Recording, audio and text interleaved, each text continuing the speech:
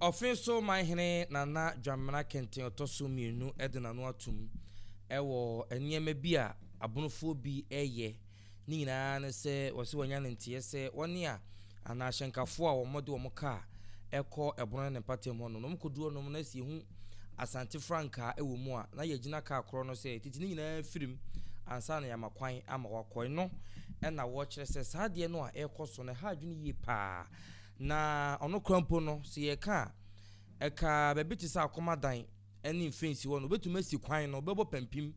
na amososo no mabetwema ma yahwe ne nso so sa nyema no nyina no wo kire se ehu enhia ya na otufo ede kire se yenhwe na sa nyema na yeye na yenyai eno no de na no tumbi eno wo kire se sampa enche bia ena tolesan majafla ema ne nya ne ntie yewra tu kwan yewra tie ne echi no mpanifo mo hwe echi no eno wo kire se obebo na mane se ni se na ekoso na Sammordua ne nkofo akwakoye ayie no ewo ho no mo a kire anhwe yie ne so no so koka bia edementime ho asebeba na opasumdue nti ena wo se wo mo hweye ya odwodwo na koma ema bibia tumi eye kama na no achi no kire se obehwe na bibia ekoso ho no mo a enye no ode na besu so na asem no wahwe na waka jisi ade komu ye ena jisi a wonom epe ni nyina nkamfu ano asema wo ka nyina ne se de ekoso ya abunufo bi eye no ya ade a enye na asantefo betumi anase on betumi ensoso ayebi na emom no ehu ehia asumdue ena ya nananom ehwehwe na wodi nsemi tu dwa wa bra aban mu mpanifo meche minority no dom kuma wo mrahye bedwam no wo mu mpanifo ekokopi mu ewo nanim awa bra wo mode Asante mantem kokofo kokoakuafo apobo omode ehya ase wa Asante mantem no na manyamfo Franka no don predi o manimu a omukwakoje tumi anasa konwa ewo nananom ho na se kwan da ho no mode a omakọ Kumase anasa Asante mantem ne ntwono ne ntwea so titiru woni a yekua no wakọ wo manaso na nkomodie bi oho bia afakua titiru kokoo ne ho ne ebo ya tete so no mahwe ho asem aka no eno ho tumi ana kwan no mokwakoje yura edi we bebu mu se wo mo hwe no ne Chieftaincy minister nkasa na de ekoso wo sampa no wo mo hwe na wo mo enka yentie ensema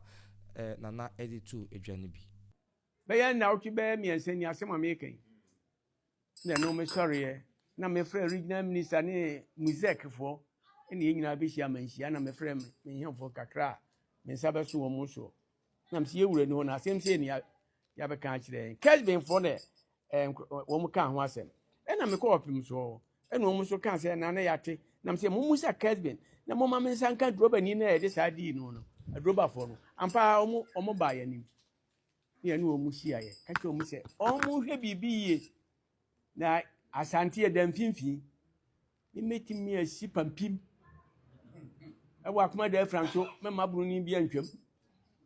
besa akosi bi ewo mfensi me maburu ni bia na mankranso me maburu ni bia ntwam metimi aye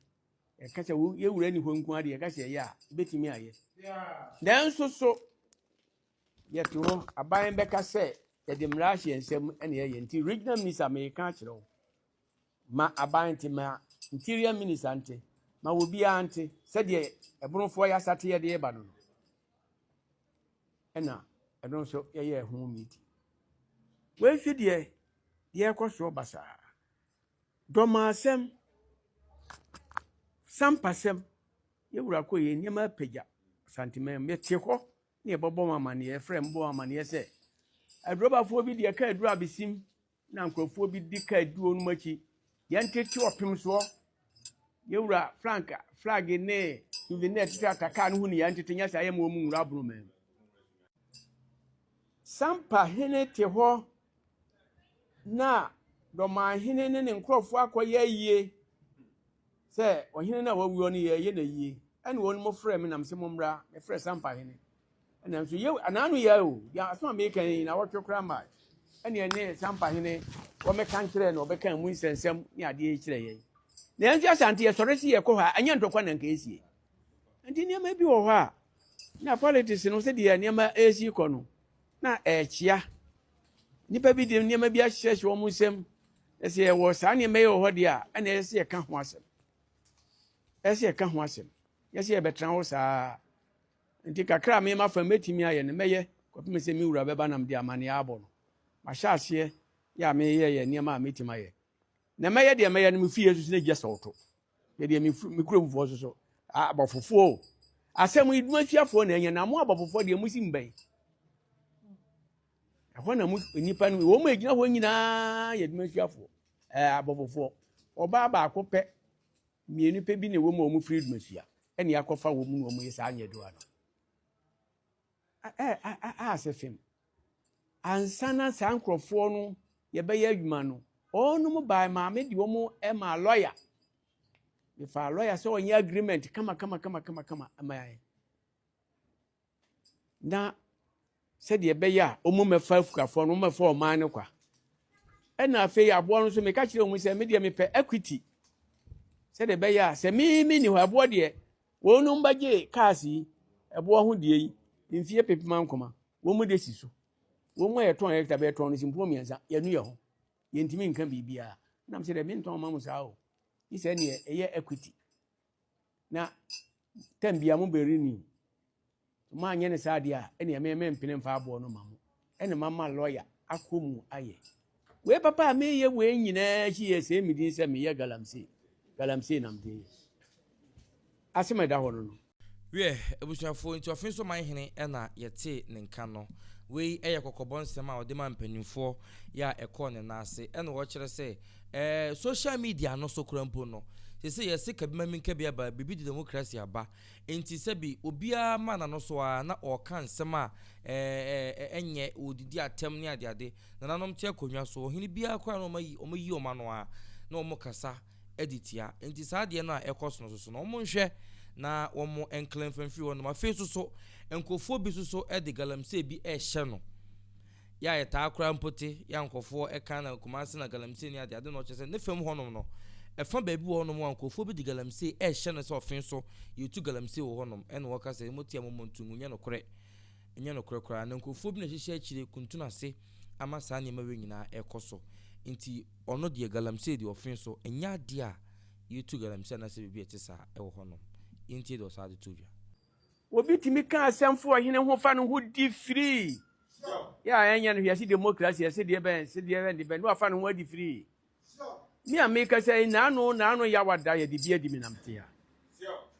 ya di bia di minamtia nipa na fa no ho di free na so me man fa no ho ni na so sanke wo secretariat e di ma ahembu seya esa ahembu mu na muso mu na mukoma ye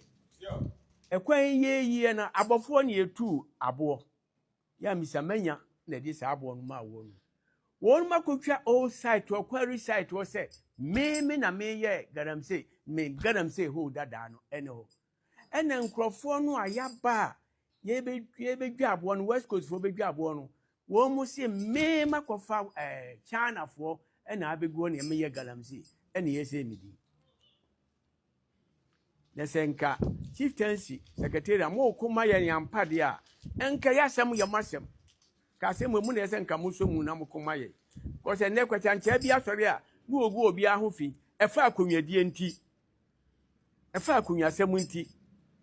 na wo sei mo amunim de ka so Offinsomanhene a enyoe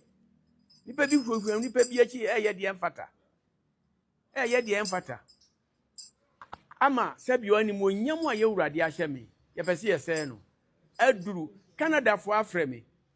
US for Afrime babia aduru babia sena na de se wo ye galamse na no me ba ye me ne me maame ye ba ye ye no se Offinso ye ntra faako ye nka se ye Offinso hene ne Offinso hema ye be ka Offinso ni nyina bom ndi mi ko hia ye wura apia 6 March ewo akoma da Francho ena me maame so tena Offinso ha enso hwe ha so de ne ke se Offinso ye ka ni nyina bom ye me de se ono otua akua Chieftaincy secretariat otua no wo ho bie ene ma bi koso a ene duru ba bi anka asase yese ne ye dia o ma ye ne ye dia fe nye dia na sene sei me bato o mai minuanu mpanimfo a yebedi o mai so abo mai ho ban se ma galamse ema ha saa so no mabɔ mo mpem sɛ sɛdeɛ bɛyi a fe so adwuma a yɛyɛ ɛyɛ kuya adwuma a yɛyɛ ɛyɛ kuya ne magalamsey ba ha de a ne yɛ kuya no na ne deɛ hene sɛbi yɛni fidi dwuma ɛni factories wɔ ha ya yɛnkɔ da ɛyɛ mu adwuma ɛyɛ so pa so a me kɔ pension me kɔ ba yɛ me papa no ma na so nam sa akɔdi yɛ ɛyɛ koko na sɛ yɛyi asase yi firi hɔ a hwan ɛhene na nkɔda yɛ bɛfa bio Kofi Aponta di ne clerk wɔ de sɛn parliament tena ya Kofi wo ba yɛ nya asase ya so magya John ma asase ya so ma asa bedue ɛhɔ no asa bedue ɛno nti obi sɛ yɛ ni a na ɛsɛ nka chieftaincy mutumi ɛka no kura mo sɔre mo ne nipa kro ne di ma yɛ na se ne sɛn enkrofie bu aba yɛ pɛ adwuma de amankɔda yi ayɛ ɛna kɔdeɛ de si dada MP adisɛn APC adupoku Christian adupoku kɔdeɛ de si ɛna di wo manimu ɛyɛ abibifuo kuo bi na wɔde wɔn ba yɛfrɛ wɔn West Coast ɛna wɔde wɔn ba sɛ wɔn mahunu aboɔ bi wɔ Dormaahene patro mo ntie de yie wɔn mahunu aboɔ bi wɔ Dormaahene deɛ pɛ sɛ yɛ sie de bɛma wɔn de a yakɔ mineral commission ama mineral commission fo ama wɔn nkrataa meso mebɛti akonya yi minya nkrataa nko afiri mineral commission aburo bɛyɛ aduasa usu yɛ abase ama nkrataa me bɛyɛ galamsey misika mɔkɔ aha deɛ wɔntumi mfa ma nti DC de ba am se DC afei deɛ wɔde ba bio kura manimu a mede obeduru wa aba ho meni apia ka so dendende apia mfa bia mabio ɛna maka kyerɛ weye afei deɛ na ano yɛ bada me nkɔda nsɔde a deɛ mɛtie ne sɛ me yɛ galamsey enkrofo bi ɛwɔ abɔfo me yɛ galamsey ɛna wa wo deɛ apia deɛ ɛresɛn doctor ɛna yɛ wani ɛna MP so mo so nyina manimu a ebusuafo eti Offinsomanhene ɛna yɛte ne nka no wei ɛyɛ nsɛm no nyafo franka no dompremo ekopie mu ɛwɔ na himfie no anu akwaside kru kwasi ase akwaside toso mienu wa fi mu ɛna ɔtena ase no mpanifo yi ɛkɔ n'animu a ɔde sansem we nyina ɛtu dwa na yadwene yɛ sɛ tɔda bi aka sɛ de ɛkɔ so nyina no obi nhunu yɛ na no fia dem be video bi tumu de fa sampa ho ye ni atem yanka hwe so comment section ho echi ekure se ne paw ene ye di atem a nananom ete nsem no ye se panyin due mate mante wo mo te pa na nu akora na ma me hu se se de ekoso no ni nyina no wonom ete enso so wo se da bi boko adwebreo ena wo mo de ehwe na wo masiesie asem no na eya ye se yenye na wo te se ye afi kompo di over the weekend no sampa for page de mekoko hu ye ne se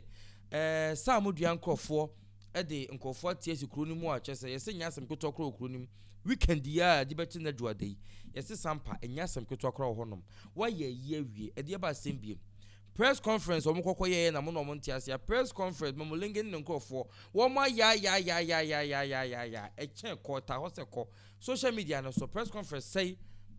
and Molinge and the champion for any year concerning Sampa. Press conference will be a press conference. I am not saying be here no day etum from him, Nampany for so to my day at TB. It is a waba baby call. Now, be so yana dia, a didn't was a yehu ye, near the day or honum.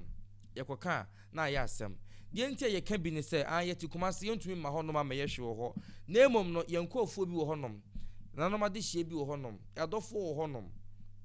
Enti ababia ye kan ye so ye nim de kakra no ye sra mo se mo maso nwemra sampa na nipa ye nam amamani amane kwan so yi no mo mani ni na konwa na ye mumra no ye mbu amamani amane no esan se de ye eno na nchini ma bai on baba beto aso ye kwaka na mudi atem se de mo ye no sampa ya amankofo ye se japade nkofo prepare na de ade no de be tension asi ho no mo a ama se no kro no kwa gina mo na bofo achi eba sanu a na aye bibie wo ho so atiase boni be no ye so otene ba bi na akonwa ato na abusuan nyina ahia na abusuan panyini ene mpanifo ofie atena se na o mayi ne de na ba boni a wa ya no enti yebesere sampa moma asumdwe mra honom Offinsomanhene se ni nyina wate na nanom ate ni nyina ene wo kire se yes ha na moye moyi no nso so ombebo na mane no se ye rani ho no wo hwe achi dia ma yewura enti sanka ba sa no nso fa nkrofo se ye nso ye nti ase ene ye ka agegu man ka kususu so dia mi na besi wo sampa esan se otumi ya ye no obi anka wo hwini nti no wadwene ye wo se bi mpreduasa be mani ho no ma na ho sena bloy na wo ka no se sa ane ti ana enti sa ne mum no mpanifo mu due matemante na de ade ne wono no obo ho ban won se no entu be to transmas ese ne ma wo nya wo de uni na ahe e wo so entu wo be se no na wakọ fi so nim se wo ye de ya nya wo de enti no sa na tie na ntwe ne bodua na ntwe ne kwa na anka ne to na wo konfo se na beka wo nsem ebedi na ahe wo nsem enti da mo koso ye no de mo koso ana monye na wodo a ebre pam no yakobo be hye ne ho animunyam what you say these two shall pass when su betwam ne kan konwadie no ho e kan hame say one year to baby innocent people no ene ya ne hame ene mo asoso ye bo mo pa no mo soso mu di mu mo nam ebi kwampon fi sampa honom asoso matumi age pa afiri nkofo nkura hodo atwa ho ahia begu honom na mo di anyambrasam abra wo mo akasa ye sampa fo no mpo no wo mo kan bie ena mabegu kuro na mo ye de mo pe all in the name of say obi a council of state member into Ottawachi obi so a Bono regional house of chief a president into Ottawachi obi so a DC obi so a MP obi so a regional minister into Ottawachi ade na no wo adumase honorable Millicent e de papa di ye ene mo pese o chese o Asante ntia no threat ene ade o papa akodi akonwa no a o da ase se akonwa na bedi o mo honom na o papa di akonwa na nani age no o Asante no ye Bono regional minister chese ehun ahinti kurampo no o ye MP wo mpatem honom kwa no master te insult ensema hodo chese time kra ye besere Dormaahene Offinsomanhene obi adi no so obi anya Bonohene wo ho de monti ase no Bonohene ye ni bi wo ho ntu ye osuma odi osuma so o ye Dormaahene odi Dormaahene so ne mo Asante de ye wo Asante ni nyina ahene wo ho Kumase aha ye wo Asante no ya ahemfo ni ye nyina ye hene kese overlord wo ho na mo ni Bono ehene wo ho enti se de tie bia mo mu bia ho betume de obi so mo ye paramount chiefs na nse hwe nso so ye domo bomu se ye ruanom ne mo ye besere sampa ateni ekoso nkofo page ase sampa o mu page chese our town traditional council chese uko pages bi time kra ye die kra die chese time na yen ka no kore midimu si ha no ma ha ADUMASA TV mrepem no ye besan ehia makram